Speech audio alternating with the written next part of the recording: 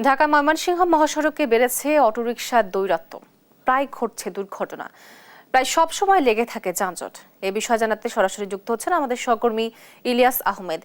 ইলিয়াস, মহাসড়কে অবৈধ 3 চাকার যান চলাচল বন্ধে প্রশাসনের কোনো পদক্ষেপ চোখে পড়েছে কিনা জানাবেন।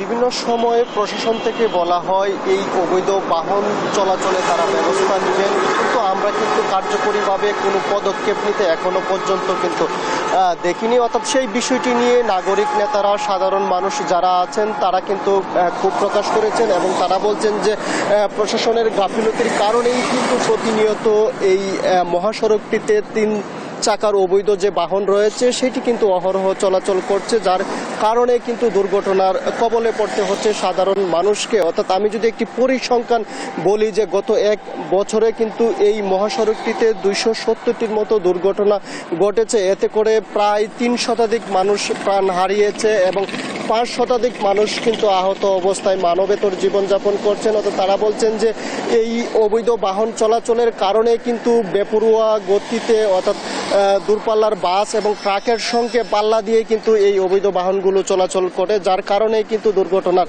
শিকার হতে হচ্ছে প্রতিনিয়ত মানুষকে। এবং এই বিষয়টি নিয়ে নাগরিক নেতৃবৃন্দ এবং সড়ক ও